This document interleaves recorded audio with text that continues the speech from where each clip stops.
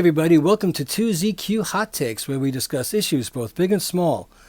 I am your host, the very handsome Tim Kirk, and this time I'll be talking about the power of TV themes.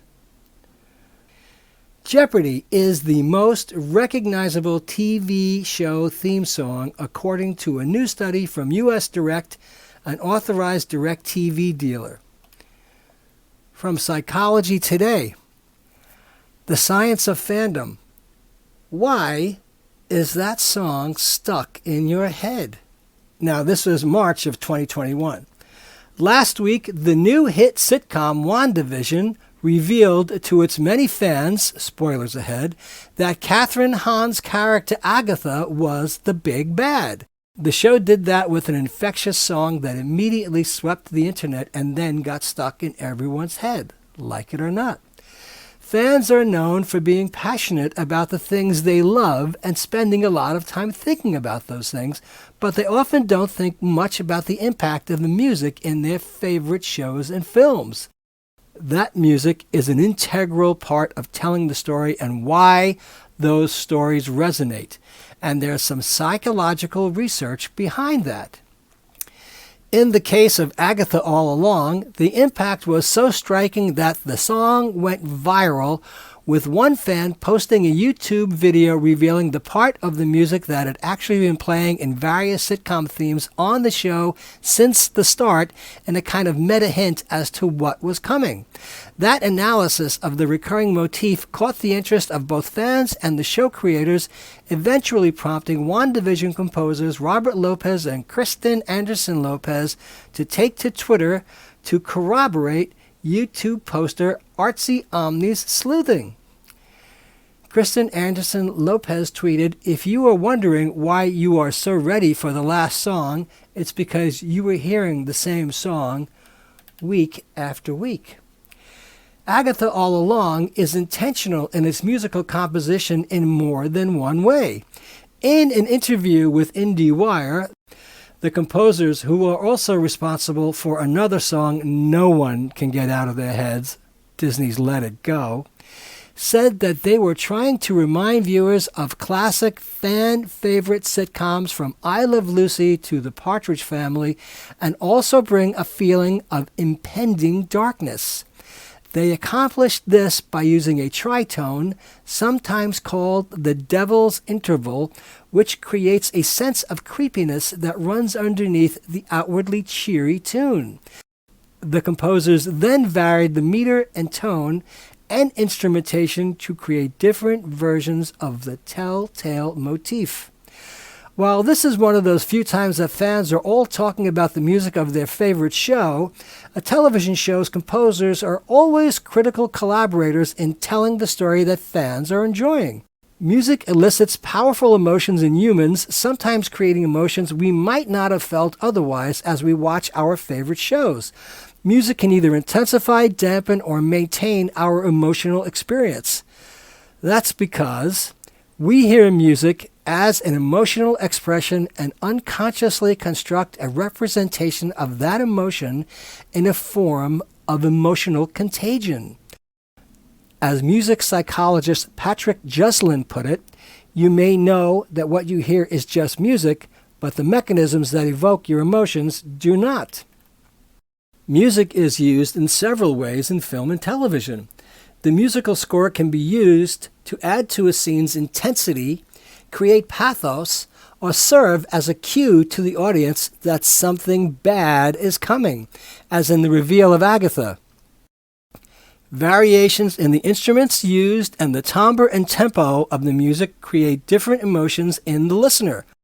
For example, descending notes are mostly perceived as sad, and ascending notes as happy, but changing the instrumentation changes the feel of the music. Higher pitched and more staccato instruments like the marimba evoke joy, whereas cello and saxophone convey sadness and fear. The piano appears to be the most neutral instrument, which means that the manner in which it is played has a significant impact on listeners' emotional response. In multiple WandaVision episodes, the recurring motif is played in the various theme songs in different ways. How does music create emotional reactions? There are several cognitive mechanisms involved, most of which occur in the older part of the brain known as the limbic system, so the reactions are automatic. If you have ever experienced music that gave me chills, that distinctive sensation is associated with limbic system activity. Neuroimaging studies show that the brain interprets certain aspects of music, such as an accelerating pace or sudden changes in rhythm or volume, as a signal that we need to pay attention.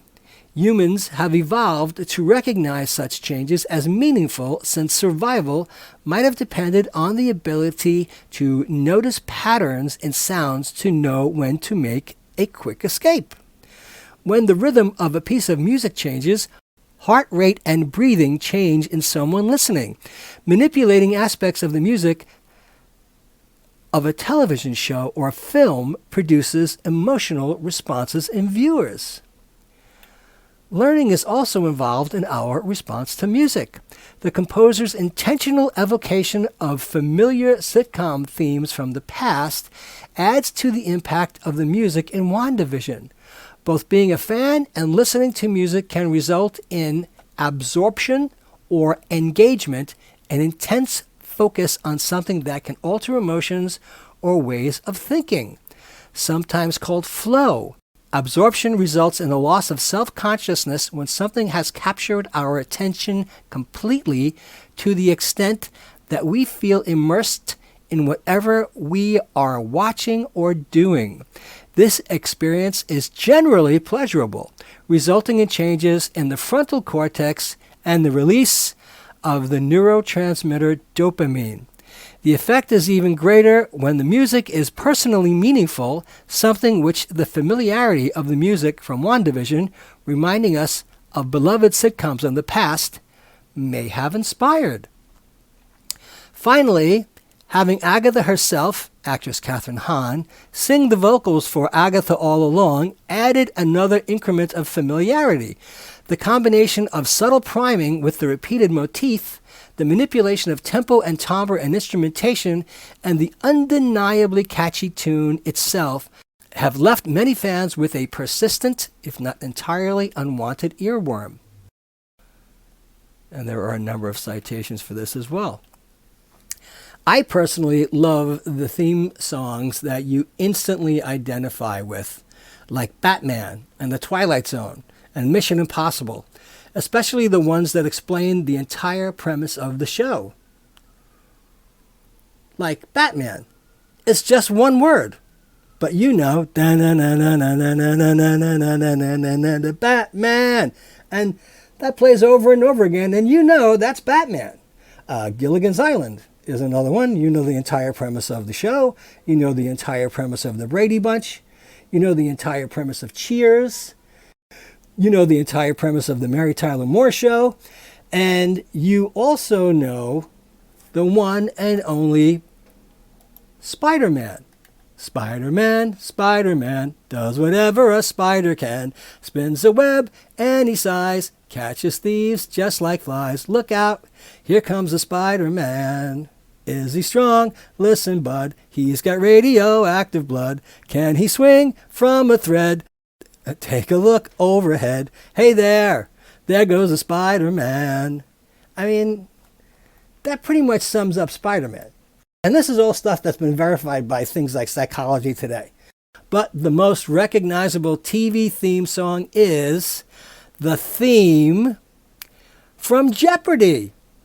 And that doesn't even mention Family Feud, which everybody, I think, knows. You know, it starts off with the violins, the fiddles, and then it goes into the brassy thing, you know. And top 5 answers on the board. We asked 100 plumbers, zookeepers, proctologists, sanitation workers, married men, babysitters, what was the last stinky place you stuck your finger? MeTV says Batman, Family Feud, The Brady Bunch, Gilligan's Island, Seinfeld, I Live Lucy, The Honeymooners, The Twilight Zone, and 18 classic TV theme songs that made the pop charts.